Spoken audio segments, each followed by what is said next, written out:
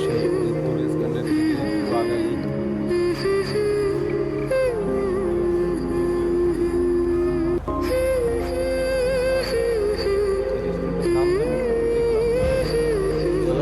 জলাশয় জলাশয় রেস্টুরেন্ট। এখানে মিলন ভাই নিয়ে আসলো